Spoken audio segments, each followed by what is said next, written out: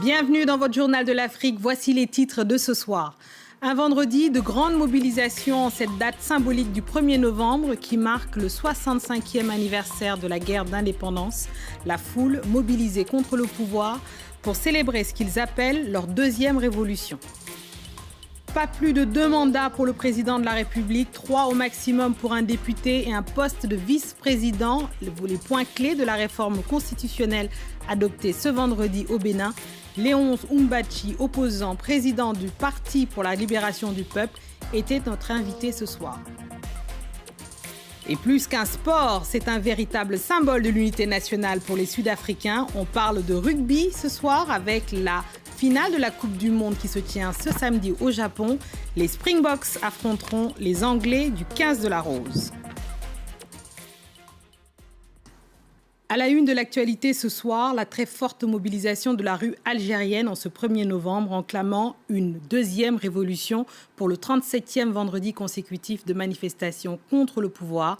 Date historique, symbolique qui marque l'appel du déclenchement de la guerre d'Algérie il y a 65 ans. Nous retrouvons notre correspondant, la correspondance de Monsef Aïdkachi, notre correspondant à Alger.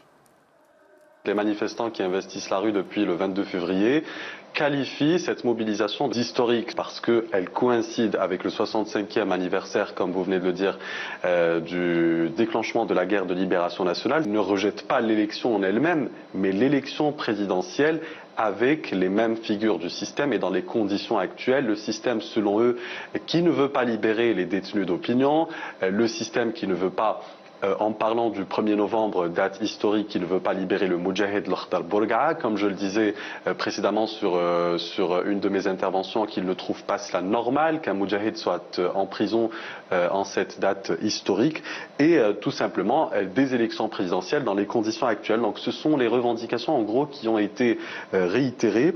Selon eux, il était... D'ailleurs, ces slogans ont été illustrés aujourd'hui à travers des banderoles et même des slogans qui ont été scandés. Une façon de dénoncer les incarcérations arbitraires et de demander la liberté, exprimant dans l'ensemble une volonté de rupture avec les tenants du système actuel. L'autre actualité ce soir, c'est la révision constitutionnelle qui a été adoptée par le Parlement béninois ce vendredi, une réforme qui empêche le président de la République de faire plus de 2 mandats et qui limite celui du nombre des mandats des députés à 3. Un poste de vice-président est également créé. Pour parler de cette réforme et de la situation politique actuelle au Bénin, nous avons reçu ce soir Léonce Oumbachi, président du Parti pour la libération du peuple, membre de l'opposition en exil en France. Ce qui s'est passé hier au Bénin est un coup d'État politique, c'est un braquage. Patrice Talon n'a pas le droit de toucher à notre constitution de façon totalement opaque derrière le peuple béninois. Et cette constitution a été modifiée par un parlement privé. Et vous l'avez tout à l'heure rappelé que à l'Assemblée nationale, ce que nous avons au Bénin aujourd'hui comme Assemblée nationale, qui pour nous au niveau de l'opposition et également au niveau du peuple béninois n'est pas un parlement, c'est un parlement privé. Donc, nous n'allons pas laisser Patrice Talon faire ce qu'il a fait hier. C'est un braquage, c'est un coup d'État politique. Et il ne nous reste qu'à nous battre par tous les moyens démocratiques pour restaurer la démocratie au Bénin. Patrice Talon a peur de la compétition électorale. Donc, il a tout fait pour empêcher les partis politiques d'opposition de participer à ces élections-là. Donc, aujourd'hui, au Bénin, nous avons un parlement du sang, un parlement privé, un conseil d'administration qui est mis en place, constitué de députés Godilo nommés par Patrice Talon pour continuer à piller notre pays, pour continuer à mettre en mal l'unité nationale et la paix dans notre pays. La loi d'amnistie, par exemple, qui a été votée pour les violences post-électorales, qu'est-ce que vous en pensez? Ça oui, plus, ça va pas dans le bon sens? Mais ça n'a pas de sens. La loi d'amnistie a été votée par qui? Ça a été voté par le Parlement du sang. En réalité, Patrice Talon a besoin de cette loi d'amnistie-là pour pouvoir couvrir les crimes contre l'humanité commis par l'armée et la police au Bénin en mai et en juin dernier. Votre chaîne a couvert ces événements. On a vu des militaires tirés à bout portant sur des populations désarmées, sur des populations non armées. Et il y a eu des dizaines de nos compatriotes qui ont été tués. Il y a eu un massacre, un réel massacre au Bénin en mai et en juin. Et donc, Patrice Talon est à la recherche de l'impunité. Donc, il veut faire en sorte que cette loi, votée par ses députés Godilo, puisse lui permettre de protéger ceux qui ont commis ces crimes contre l'humanité. Pour nous, il faut situer les responsabilités. Il ne doit pas y avoir qu'on appelle une prime à l'impunité. On reste dans la région, à la frontière entre le Bénin et le Nigeria, frontière partiellement fermée par le président nigérian pour protéger son pays des trafics et d'importations illégales de produits alimentaires. Nos correspondants Rassak Dissou et Moïse Gomis sont allés à la rencontre des commerçants de la filière du riz, durement affectés par ces mesures. Reportage. Dans cette artère commerçante au nord de Lagos, les vendeurs de riz s'approvisionnaient au Bénin. Avec les restrictions aux frontières, le chiffre d'affaires de cette boutique s'effondre car l'offre de riz local est chère et surtout, elle reste insuffisante face à la forte demande. C'est vraiment frustrant car le gouvernement vient d'augmenter la TVA. Les taux de crédit ont aussi augmenté, donc c'est difficile d'emprunter. Et c'est encore plus difficile de faire du profit en vendant du riz. Au Nigeria, la filière du riz se réjouit du blocage des importations. Les entreprises locales de conditionnement sont même en sur-régime depuis près de 2 mois. Comme dans cette usine à Abuja, le riz traité ici provient de coopératives fédérant des centaines de producteurs nigérians. Je reste persuadé qu'à partir du moment où il y aura davantage de riz local disponible, les prix vont redescendre. Ce serait une grave erreur de retomber dans la facilité, c'est-à-dire importer le riz, car c'est une solution à court terme. Depuis le renforcement des contrôles ici à cette frontière, les mouvements en provenance du Bénin sont faibles. Selon la douane nigériane, la contrebande de riz esquive cette entrée officielle et coupe par les forêts.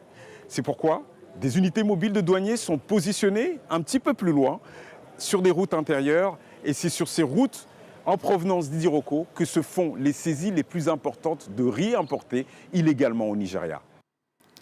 L'actualité en bref et en images sur le continent, cette attaque terroriste qui a eu lieu ce vendredi dans le nord-est du Mali contre le camp militaire malien d'Endaliman.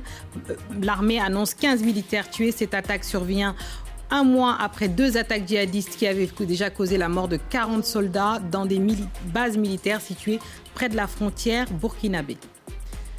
Des pluies diluviennes d'une rare violence ravagent l'Afrique de l'Est depuis le début du mois d'octobre. Des dizaines de milliers de personnes ont été obligées de quitter leur foyer en Somalie. L'eau a aussi submergé des localités entières au Soudan du Sud, causant des dizaines de morts dans les inondations ou les glissements de terrain au Kenya, en Éthiopie et en Tanzanie. Et les scientifiques estiment que le pire pourrait encore être à venir. Les autorités sanitaires congolaises annoncent le lancement d'un 2e vaccin contre le virus Ebola pour mi-novembre.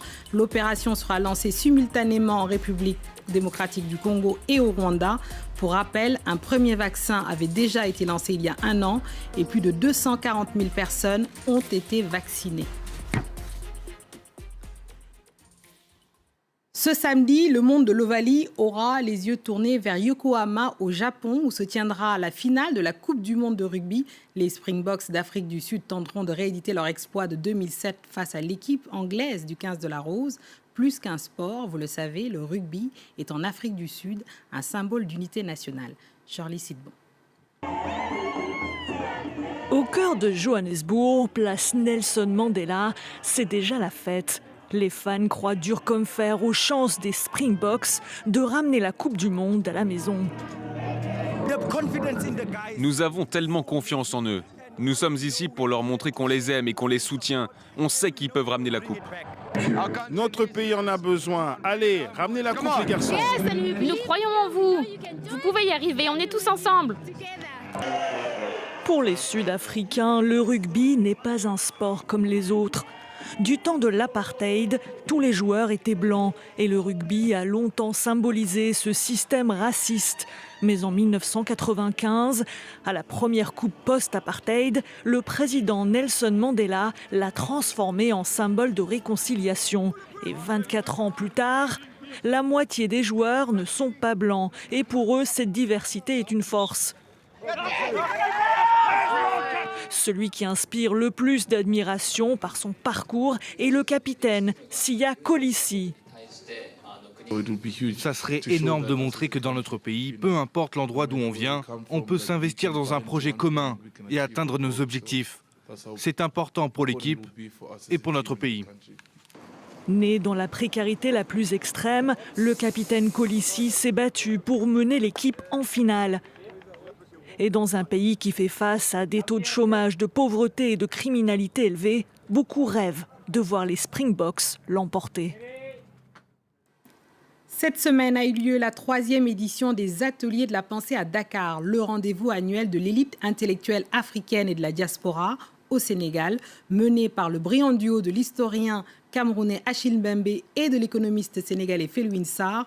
Au programme cette année, inviter l'Afrique à réfléchir sur son propre destin au-delà de la question coloniale. Des invités de premier plan comme Christiane Taubira, Lilian Thuram, Bougar Sarr, Mamadou Diouf ou Yalla Kisukidi.